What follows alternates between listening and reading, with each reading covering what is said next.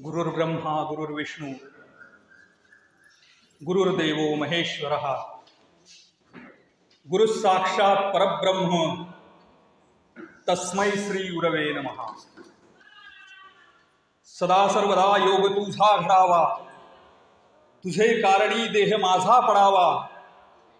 उपेक्षू नको गुणवंता अनंता, रघुनायका मागणे हेची आता।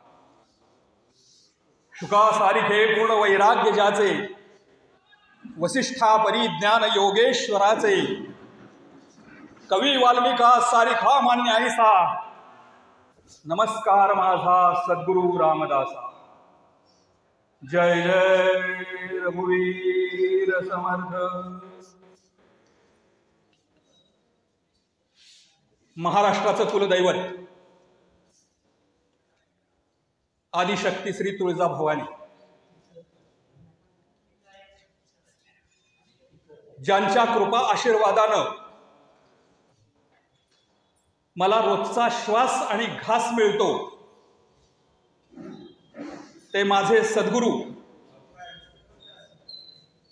सज्जनगड निवासी सद्गुरू श्री समर्थ रामदास स्वामी, ज्याने महाराष्ट्राला सुखद स्वराज्याचा स्वातंत्र्य सूर्य दाखवला। ते तुमचे माझे आपल्या सगळ्यांचे लाडके राजे छत्रपती शिवाजी महाराज, ज्यांच्या विचाराचा वसा आणि वारसा घेऊन महाराष्ट्राच्या कानाकोपऱ्यामध्ये 5000 पेक्षा अधिक व्यासपीठांच्यावरती उभा राहून ज्यांचं चरित्र सांगण्याची संधी मला मिळाली, ते भारताच्या स्वातंत्र्य संग्रामातले थोर स्वातंत्र्य सेनानी, महान क्रांतिकारकांचे मुकुटमणी, क्रांतीवीर, स्वातंत्र्यवीर, लेखक, कवी, पत्रकार, नाटककार, कादंबरीकार, महाकवी, इतिहासकार, क्रांतीसूर्य, स्वातंत्र्यवीर विनायक दामोदर सावरकर। आणि ज्यांनी माझ्याकडून स्वातंत्र्यवीर सावरकरांच्या साहित्याचा आणि चरित्राचा अभ्यास करून घेतला आणि ज्यांच्या कृपा आशीर्वादानं स्वातंत्र्यवीर सावरकरांच्या आणि त्यांच्या साहित्यावरती बोलण्याची संधी मला मिळाली, ते स्वातंत्र्यवीर सावरकरांचे कार्यवाह आचार्य बाळाराव सावरकर। आपल्या सगळ्यांच्या वतीनं या सगळ्या थोर विभूतींना प्रथमतः विनम्रपणानं अभिवादन करतो। स्वातंत्र्यवीर वि. दा. सावरकर विश्वस्त संस्था, आर्य समाज संस्था या कार्यक्रमाचे सर्व संयोजक आणि व्यासपीठावरती उपस्थित असलेले सर्व माझे सहकारी, वक्ते, मान्यवर आणि स्वातंत्र्यवीर सावरकरांच्यावरती निस्सीम भक्ती करणारे या सभागृहामध्ये उपस्थित असलेले आणि इंटरनेटच्या माध्यमामधून हा कार्यक्रम आपल्या घरामध्ये बसून पाहत असलेले सर्व सावरकर प्रेमी बंधू, भगिनी आणि मातांनो,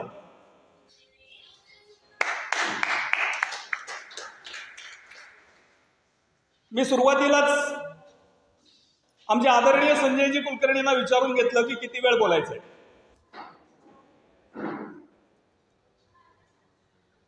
आणि संजयजी कुलकर्णी कार्यक्रमाचे अध्यक्ष आहेत आणि त्यांनी सांगितले की 30 मिनिटं बोलायचे।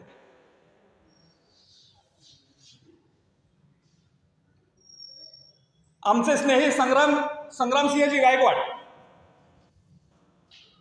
आणि गुरुवर्य हेर्लेकर या दोघांनी स्वातंत्र्यवीर सावरकरांच्या चरित्रातले अनेक पैलू तुमच्या सगळ्यांच्या समोर उलगडून दाखवलेले आहेत। आणि क्रिकेटमध्ये ओपनिंगच्या 2 बॅट्समननी शतकं ठोकल्यानंतर राहिलेल्या थोड्याशा धावा काढण्यासाठी या खेळपट्टीवरती येण्याची संधी मला मिळालेली आहे। आणि त्यातही आमच्या कप्तानाने सांगितलंय की जे काय जय पराजय करायचा आहे तो सगळा 30 मिनिटांमध्ये करा. मला जो विषय दिलाय स्वातंत्र्यवीर सावरकरांचे हिंदुत्व, सत्य आणि विपर्यास, मुळातच हा विषय आणि या विषयावरचा अभ्यास इतका करता येईल आणि इतकं बोलता येईल की रोज 2 तास याप्रमाणे या सभागृहामध्ये सलग 8 दिवस बोलायची आपली तयारी आहे.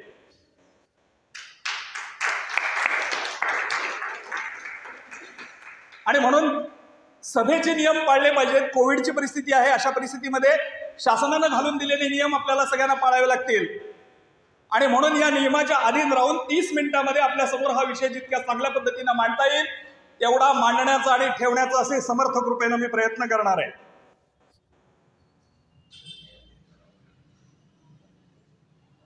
सावरकरांचं हिंदुत्व, मगाशी सांगितलं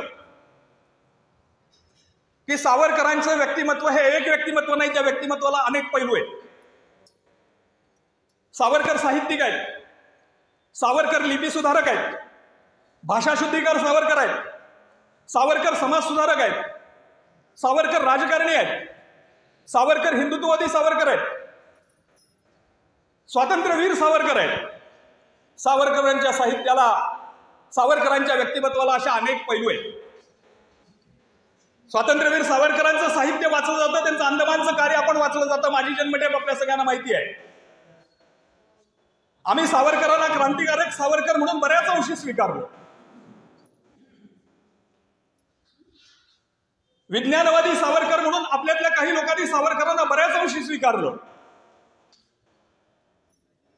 पण हिंदुत्ववादी सावरकर म्हणून सावरकरांची या देशामध्ये नेहमी अवहेलना केली गेली, त्यांना अपमानित केलं गेलं. हे काळ्या दगडावरचं पांढरं सत्य आहे. आपण बारकाईला बघितलं तर ज्या ज्या वेळेला सावरकरांचा विषय निघेल त्या त्या वेळेला सावरकरांच्या क्रांतिकार्यावरती भरभरून बोललं जातं, सावरकरांच्या साहित्यावरती भरभरून बोललं जातं, सावरकरांच्या कवितेवरती भरभरून बोललं जातं. पण सावरकरांच्या समाजकार्यावरती, सामाजिक शुद्धतेच्या कार्यावरती आणि सावरकरांच्या हिंदुत्वावरती बोलायचं जाणीवपूर्वक टाळलं जातं. ह्याला हिंदुत्ववादी पण अपवाद नाहीत. कारण याचं खरं कारण असं आहे की सावरकरांचं हिंदुत्व हे बहुतांशी लोकांना समजलेलंच नाही, ते कळलेलंच नाही. त्या हिंदुत्वाची जी खोली आहे, विचारांचा जो गाभा आहे, तिथपर्यंत पोहोचणं सर्वसामान्य शक्यच झालं नाही. पण स्वतःला विचारवंत म्हणवणाऱ्यांना सुद्धा तिथपर्यंत पोहोचणं शक्य झालं नाही. हिंदुत्ववादी म्हणून घेणाऱ्यांना पण सावरकरांच्या हिंदुत्वापर्यंत पोहोचणं शक्य झालं नाही. आणि म्हणून आजचा हा विषय निवडला गेला.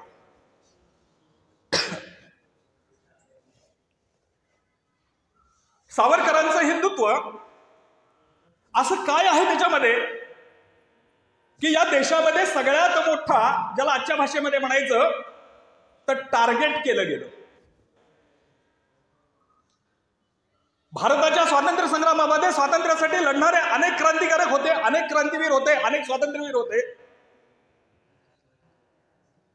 पण या सगळ्या क्रांतिकारकांच्या आणि या सगळ्यांच्या बाबतीमध्ये जी गोष्ट कधीच घडली नाही ती सावरकरांच्या बाबतीमध्ये घडली गेली. आणि ते म्हणजे सावरकरांची स्वातंत्र्यानंतर सुद्धा अवहेलना झाली. त्यांना प्रवाहामधून बाहेर ठेवलं गेलं, त्यांना सन्मानापासून दूर ठेवलं गेलं. आणि म्हणून खऱ्या अर्थानं हिंदुत्ववादी म्हणून काम करणाऱ्या लोकांनी सुद्धा सावरकरांचं हिंदुत्व समजून घेणं गरजेचं आहे. ज्याला सावरकरांचं हिंदुत्व समजतं, ज्याला सावरकरांचं हिंदुत्व कळतं, त्याला हिंदुत्वाचा एक वेगळा अर्थ समजतो. मगाशी आमच्या संग्रामसिंहांनी सावरकरांच्या हिंदुत्वाची व्याख्या सांगण्याचा प्रयत्न केला. पण तिकडे जाण्यापूर्वी मुळातच सावरकरांनी हिंदू या शब्दाची जी उत्पत्ती सांगितलेली आहे त्याच्याकडे थोडंसं वळावं लागेल. गंगेच्या यमुनेचैव गोदावरी सरस्वती नर्मदे सिंधू कावेरी या ज्या 7 नद्या आहेत, या 7 नद्यांच्या काठावरती पिढ्यानुपिढ्या राहत येऊन ज्यांनी आपली संस्कृती निर्माण केली ते सगळे हिंदू. आपण ज्यावेळेला हिंदूच या शब्दाची ही व्याख्या ज्यावेळेला बघतो त्यावेळेला हिंदू हा शब्द हे सप्त सिंधू, सिंधू आणि याच्या बाकीच्या या सगळ्या 6 नद्या, या सप्त सिंधूंच्या काठावरती राहणारे म्हणून ते सिंधू. आणि मग संस्कृतातल्या सचा अनेक भाषांमध्ये ह होतो. सावरकरांचं असं म्हणणं आहे की संस्कृतातल्या सचा अनेक भाषांच्या मध्ये ह होतो म्हणून ते सिंधू सिंधू करता करता ते हिंदू झालं. आणि तुम्हाला मला आपल्याला सगळ्यांना ही हिंदू ही धर्म पदवी मिळाली किंवा धार्मिक नाव मिळालं. आणि याचं साधं उदाहरण आहे. त्याच्या स्पष्टतेसाठी सावरकर असं म्हणतात की संस्कृतामध्ये आठवड्याला सप्ताह म्हणतात, पण प्राकृतामध्ये येताना त्या सप्ताहाचा हप्ता झाला. हप्त्याभरानं आपण येऊ असं म्हणतो. सप्ताहाचा हप्ता झाला, सच ह झालं. त्याच पद्धतीनं सिंधूचं हिंदू झालेलं आहे. हा विषय खूप मोठा आहे. ज्यांना या विषयाची अधिक जाण घ्यायची आहे त्यांनी सावरकरांचं हिंदुत्व हे पुस्तक वाचावं. त्याच्यामध्ये पहिलं सगळं प्रकरण, पहिली काही पानं ही सावरकरांनी ह्याच विषयावरती दिलेली आहेत की हिंदू या जातीचा जन्म कसा झाला. आता मूळ मुद्दा येतो कुठं, तर सावरकरांचं हिंदुत्व काय होतं, म्हणजे ते सत्य काय आहे आणि आज त्याचा विपर्यास काय केला गेला. सावरकरांना आज मोठ्या प्रमाणावरती विरोध कुठून होतो? सावरकरांना आज मोठ्या प्रमाणावरती विरोध होतो तो पुरोगाम्यांच्याकडनं विरोध होतो. सावरकरांना आज मोठ्या प्रमाणावरती विरोध होतो समाजवाद्यांच्याकडून होतो, साम्यवाद्यांच्याकडून होतो, मुस्लिमांच्याकडून होतो, ख्रिश्चनांच्याकडून होतो. म्हणजे हिंदू जाती व्यतिरिक्त बाहेरच्या ज्या काही जाती आहेत यांच्याकडून सावरकरांना विरोध होतो. तसा स्वकीयांचा पण सावरकरांना विरोध होतो. म्हणून सावरकर नेहमी म्हणतात की मी हिंदू हिताची गोष्ट करतो, याचा अर्थ हिंदू समाज माझ्या पाठीशी राहील असं नाही. आणि म्हणून सावरकरांचं हिंदुत्व समजून घेणं गरजेचं आहे सावरकरांच्या पाठीशी राहायचं असेल तर. मग सावरकरांचा विचार जर आपण घेतला तर सावरकरांच्या हिंदुत्वामध्ये सावरकरांनी हिंदुत्वाची व्याख्या काय केली? असिंधू सिंधू पर्यंताय यस्य भरतभूमी पितृभू पुण्यभूश्चैव सवय हिंदू रीती स्मृता. या व्याख्याकडे थोडंसं बारकाईने जर बघितलं तर आपल्या लक्षात येईल की सावरकरांना विरोध करणाऱ्यांच्या पाठीमागं हिंदुत्व या शब्दाचा त्यांनी घेतलेला धर्मवाचक अर्थ आहे, उपासना पद्धती वाचक अर्थ आहे. हिंदुत्व म्हणजे धार्मिक उपासना पद्धती किंवा धर्म. आणि हा सगळ्यात मोठा गोंधळ जो झालेला आहे तो हिंदुइझम या शब्दामुळे झालेला आहे. मग हिंदुइझमचा ज्यावेळेला आपण विचार करायला लागतो त्यावेळेला हिंदुत्वाची व्याख्या ही धर्माकडे जाते. आणि ज्यावेळेला धर्माकडे जाते त्यावेळेला त्याला विरोध चालू होतो, कारण ती धर्म ही संकल्पना उपासना पद्धतीशी निगडीत आहे. मग सावरकरांचं हिंदुत्व हे उपासना पद्धतीशी निगडीत नाही. सावरकरांचं हिंदुत्व हे राष्ट्राशी निगडीत आहे. आणि म्हणून त्यांनी हिंदुत्वाची व्याख्या करताना अशी केली की असिंधू सिंधू पर्यंताय यस्य भरतभूमी पितृभू पुण्यभूश्चैव सवय हिंदू रीती स्मृता.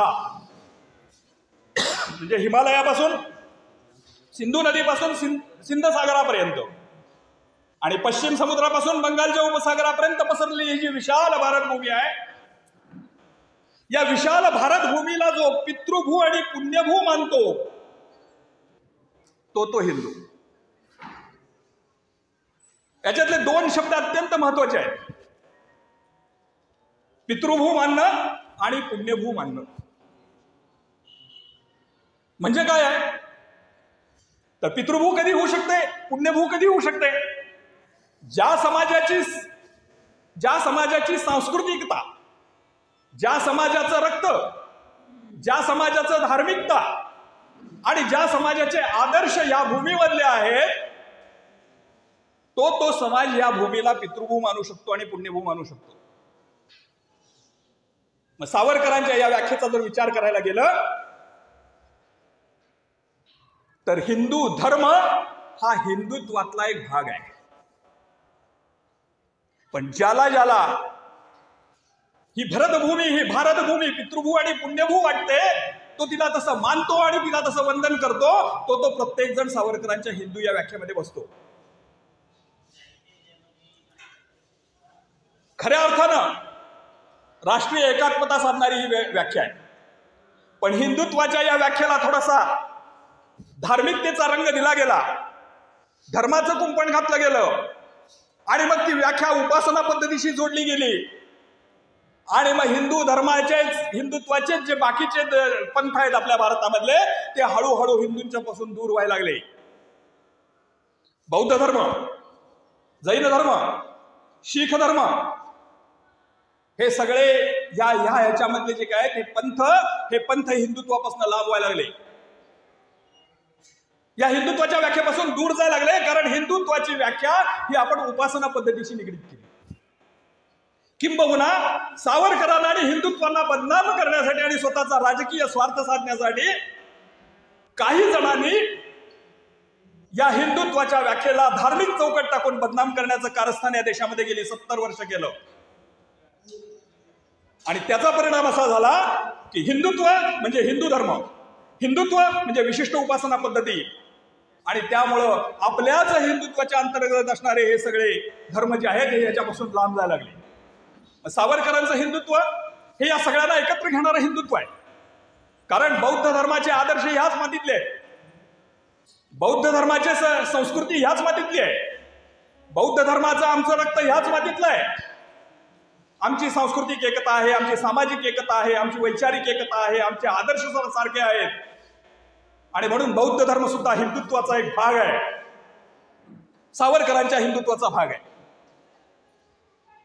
जैन धर्म सुद्धा सावरकरांच्या हिंदुत्वाचा भाग आहे. कारण त्यांचेही आदर्श इथंच आहेत, त्यांचीही तीर्थस्थानं इथंच आहेत, त्यांचीही पितृभू आणि पुण्यभू हे भारत माताच आहे.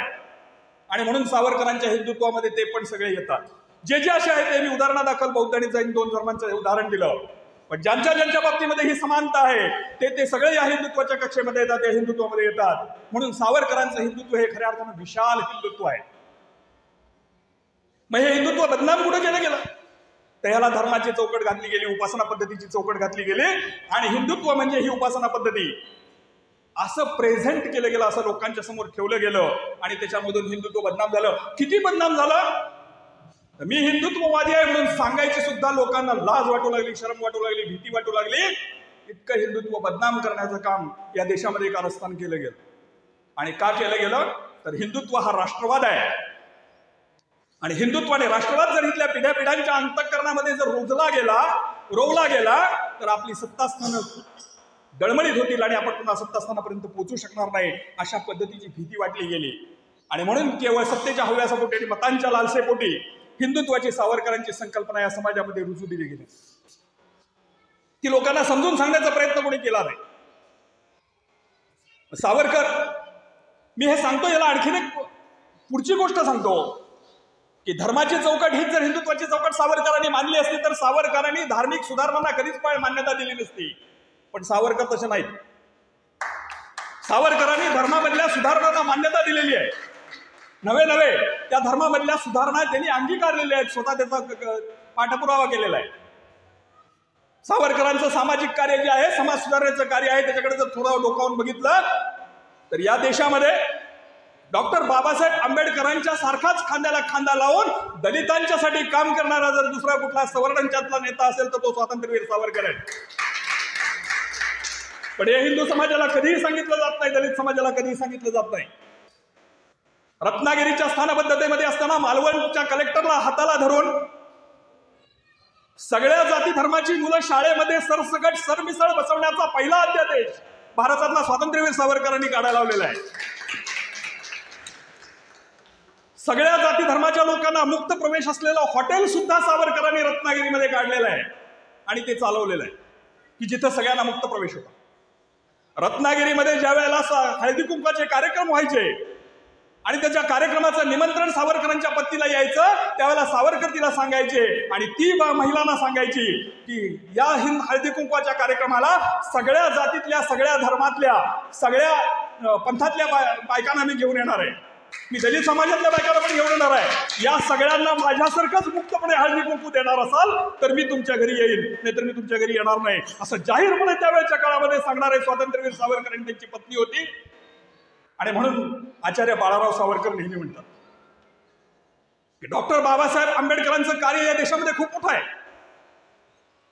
त्यांच्या कामाला शतशः दंडवत घालावेत तेवढे थोडे आहे, पण दलित समाजाच्या उद्धारासाठी डॉक्टर बाबासाहेब आंबेडकरांनी जेवढं काम केलं, कारण त्यांना ती धग लागत होती, त्यांना ती आग लागत होती, त्यांना त्याचे चटके बसत होते, पण सवर्ण घरामध्ये जन्माला येऊन सुद्धा दलितांच्या उद्धारासाठी काम करणारे सावरकर हे नेते होते. आणि म्हणून खऱ्या अर्थानं समाज सुधारण्याच्या कार्यामध्ये सावरकरांचं हे स्मारक तुम्ही आम्ही सगळ्यांनी जतन केलं पाहिजे. पतित पावन मंदिर सारखं मंदिर तो उभं केलं का नाही प्रवेश मंदिरामध्ये? कुर्तकोटी शंकराचार्यांना बोलवून त्या मंदिरामध्ये तिथं असलेल्या मूर्तीची सांभार समाजातल्या व्यक्तीच्या हातून पूजा केली. आजही तिथं बाकीच्या समाजातल्या, ब्राह्मण समाजाकडनं बाकीच्या समाजाकडनं पूजा केली जाते. हा पायंडा सावरकरांनी त्या काळामध्ये पाडला की ज्या काळामध्ये हे जातीभेद मोठ्या प्रमाणावरती पाळले जात होते. आणि त्याही पुढे जाऊन सावरकर सांगतात की हिंदू धर्माला कमकुवत करणाऱ्या, हिंदुत्वाला कमकुवत करणाऱ्या ज्या सप्तशृंखला आहेत, या सप्तशृंखलांचं उच्चाटन झाल्याशिवाय हिंदू धर्म किंवा हिंदू राष्ट्र किंवा हिंदुत्व कधीही प्रभावी होणार नाही. बेटीबंदी, रोटीबंदी, समुद्रबंदी अशा त्या 7 शृंखला आहेत. बेटीबंदी मोडली पाहिजे याचा अर्थ सावरकरांनी आंतरजातीय विवाहाचा पण पुरस्कार केला. आणि हिंदुत्व या ग्रंथाची ज्या वेळेला सुरुवात केली, त्या ग्रंथाच्या सुरुवातीला सावरकरांनी लिहिलेलं आहे की आंतरजातीय विवाह हे आजचे नाहीत, आंतरजातीय विवाह यापूर्वीही आपल्या संस्कृतीमध्ये झालेले आहेत. आणि म्हणून सावरकरांनी तिच्यासाठी पांडवांच्या काळातलं उदाहरण दिलं. आणि त्याच्यामध्ये सावरकर असं म्हणतात की पराशरांचं कोळी समाजातल्या एका कन्येवरती प्रेम होतं आणि त्यांनी तिच्याशी विवाह केला आणि त्या दोघांच्या पासून जी संतती तयार झाली, ती संतती म्हणजे महर्षी व्यास. आणि महर्षी व्यासाने पुढे महाभारत लिहिलं.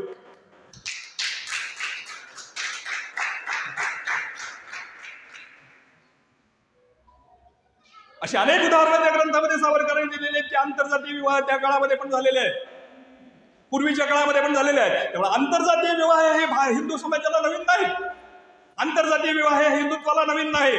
आणि म्हणून त्याचा पुरस्कार सावरकरांनी केला. आणि मग आणखीन एक हिंदुत्ववाद्यांच्यामध्ये खूप मोठा गैरसमज आहे. हिंदुत्ववादी माझे काही मित्र आहेत, ते म्हणतात की सावरकरांनी गायीच्या हत्येचा पुरस्कार केला, पण सावरकरांनी गोहत्येचा पुरस्कार नाही केला. सावरकर हे विज्ञानवादी होते आणि सावरकरांच्या हिंदुत्वाचा मूलाधार हा राष्ट्र होतो. आणि म्हणून सावरकर नेहमी असं म्हणतात की देहाकडून देवाकडे जाणाऱ्या मार्गामध्ये राष्ट्र लागतं, देश लागतो, देश लागतो. देहाकडून देवाकडे जाण्याच्या मार्गामध्ये देश लागतो. आणि सावरकर असंही सांगतात की ज्या ज्या वेळेला तुमचा देश संकटामध्ये आला, त्या त्या वेळेला तुमचा देव आणि धर्म दोन्ही संकटामध्ये आलेले आहेत. आणि याचं मोठं उदाहरण जर बघायचं असेल तर वाईचा सुभेदार आदिलशहाच्या दरबारामध्ये विडा उचलून निघाला शिवाजी महाराजांना मारण्यासाठी. आणि त्यानं येता येता तुळजापूरचं मंदिर फोडलं, पंढरपूरचा विठोबा लपवून ठेवावा लागला, शिखर शिंगणापूरचं मंदिर पेंडा भरून पेटवून दिलं गेलं. ज्या ज्या वेळेला राष्ट्रावरती संकट आलं, देशावरती संकट आलं, परकीयांचं आक्रमण आलं, त्या त्या वेळेला आपला देव आणि आपला धर्म या दोन्हीचंही रक्षण आपण जर करू शकलो नाही तर आपल्या जगण्याला काही अर्थ नाही. आणि म्हणून सावरकर असं म्हणतात की गायीचं पण तसंच आहे. गायीचा जन्म कशासाठी झाला? गायीचा जन्म या हिंदू राष्ट्रामध्ये जन्माला आलेल्या तमाम बालकांना दूध पिऊन त्यांना सुदृढ देहयष्टी लावावी आणि शत्रूशी लढण्याचं सामर्थ्य त्यांच्या अंगामध्ये यावं म्हणून गायीचा जन्म झालेला आहे. मग गो पूजन कसलं करता? गो पालन करा असं सावरकरांनी सांगितलं, गायीची हत्या करा म्हणून सांगितलं नाही. हिंदू धर्मीयांचं खरं कर्तव्य काय असेल, हिंदुत्वाला मानणाऱ्यांचं खरं कर्तव्य काय असेल तर गायीची हळद कुंकू लावून पूजा करणं नाही, तर गायीला उत्तमोत्तम चारा घालून, गायीला उत्तमोत्तम खाद्य घालून तिची पुढची संतती चांगली होईल आणि गायीच्या दुधापासून आपला हिंदू समाज बळकट कसा होईल अशा दृष्टीनं तिच्या दुधाचं ओज आणि तेज वाढवणं हे खऱ्या अर्थानं गोपालन आहे. आणि हे गोपालन करायला सावरकरांनी सांगितलं. सावरकरांनी गाय हत्याला सांगितलेलं नाही. आणि मग पुढे सावरकर असं म्हणतात की ज्या वेळेला अपवादात्मक स्थिती अशी येईल की ही मनुष्य जातीत जगणं शक्य होणार नाही, ही मनुष्य जातीत जगणार नाही, त्यावेळेला अशा प्रसंगोपात धर्म पोटात नसतो, धर्म अंतःकरणामध्ये असतो. त्यामुळं जर तुम्ही जगला नसाल तर धर्म जगणार नाही. म्हणून तुम्हाला जगण्यासाठी आवश्यक असेल तर कशाचाही विचार न करता मांस खावं. कारण सावरकर विज्ञानवादी होते. सावरकरांनी मूळ शोधलं होतं. सावरकरांचा विज्ञानवाद काही जणांनी उचलला, तो काही जणांना आवडला. पण सावरकरांचा विज्ञानवाद मानणारे मात्र सावरकरांचं हिंदुत्व मानत नाहीत. मी हिंदुत्ववादी म्हणत नाहीत. पण सावरकर म्हणतात की अरे तू परमेश्वर मान किंवा न मान, अरे तू गायीला मान किंवा न मान, तू हिंदू धर्माच्या चालीरीती मान किंवा न मान, उपासना पद्धती मान किंवा न मान, पण तुझं रक्त हे आमच्या रक्ताशी मिळतं जुळतं आहे, आमच्या रक्ताचा घटक आहे. तुझे आदर्श हे या भूमीमधले आहेत, तुझी पुण्यभूत इथलीच आहे, तुझी पितृभू इथलीच आहे. म्हणून तू हिंदुत्ववादी आहेस. आणि म्हणून हिंदुत्वाच्या कक्षेमध्ये देव न मानणारे सुद्धा सावरकरांनी घेतलेले आहे, नास्तिक सुद्धा घेतलेले आहेत. किती मोठा व्यापक विचार आहे, सगळ्यांना सामावून घेतलेला आहे. कारण मुळातच उपासना पद्धतीशी निगडीत त्यांचं हिंदुत्व नाहीच आहे. आणि म्हणून सावरकरांचं हिंदुत्व समजून घ्यायचं असेल तर माझं म्हणणं असं आहे की एकदा हिंदुत्व हा ग्रंथ आपण सगळ्यांनी वाचला पाहिजे, तो बघितला पाहिजे, तो अनुभवला पाहिजे. हे मान्य आहे मला की एकदा वाचून कळत नाही. मी 16 वेळेला वाचला तेव्हा आज एवढं बोलू शकतो. सावरकरांचं कुठलंही वाङ्मय हे एकदा वाचून कधीच कळत नाही. कारण ते स्वतःच असं म्हणतात की मी जे आज सांगतो ते लोकांना 10 वर्षानं पटतं. म्हणजे 10 वर्ष पुढचं बघण्याची ज्यांच्या दृष्टीमध्ये ताकद होती त्यांच्या लेखणीतली ताकद काय असेल विचार करा. आणि म्हणून ते 10 वेळेला तरी कमीत कमी वाचावं लागतं, तेव्हा ते थोडं कुठेतरी आपल्याला आकलन व्हायला सुरुवात होते. म्हणून सावरकरांचं हिंदुत्व हा अभ्यासाचा विषय आहे. म्हणून माझं आपल्या सगळ्यांना या सभागृहामध्ये असलेल्या आणि बाहेर सगळ्या असलेल्या सगळ्यांना विनंती आहे की कुणी काय सांगतं याच्याकडे लक्ष देऊ नका. हिंदू हृदय सम्राट अशी सावरकरांना पदवी त्यावेळेला जनतेने दिलेली होती. त्या देशातले पहिले हिंदू हृदय सम्राट आहेत. का दिली होती? भले सावरकरांना एका दुसऱ्या कारणासाठी विरोध करत असेल, पण सावरकरांच्या कुठल्या तरी एका पैलूसाठी या देशामधला प्रत्येक हिंदुत्ववादी सावरकरांच्यावरती प्रेम करत होता. आणि म्हणून ते खऱ्या अर्थाने हिंदू. मग कुणी विज्ञानवादासाठी प्रेम करत असेल, कुणी सावरकरांच्या साहित्यासाठी कवितेसाठी प्रेम करत असेल, कुणी क्रांतिकारक सावरकर म्हणून प्रेम करत असेल, कुणी सावरकरांच्या नाटकावर प्रेम करत असेल, पण सावरकरांच्यावरती प्रेम करत होता तो सगळा हिंदुत्ववादीच होता.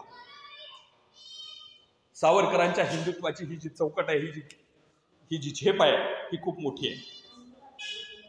याचा विचार मी आपण सगळ्यांनी सावरकरांना बदनाम करण्यापूर्वी केला पाहिजे. आणि म्हणून माझं असं म्हणणं आहे की आनंद कुलकर्णी काय सांगतात किंवा सावरकरांच्यावरती बोलणारा आणि कोणता वक्ता काय सांगतो हे ऐकून सावरकरांच्या हिंदुत्वावरती स्वतःचं मत निर्माण करण्यापेक्षा, स्वतःचं मत तयार करण्यापेक्षा सावरकरांचं हिंदुत्व एकदा, दोनदा, तीनदा नाही 4दा सावरकरांचं हिंदुत्व हे पुस्तक वाचा आणि मग कळेल तुम्हाला की हिंदुत्व काय असतं आणि हिंदुत्व कसं असतं आणि हिंदुत्वाची संकल्पना नेमकी काय आहे.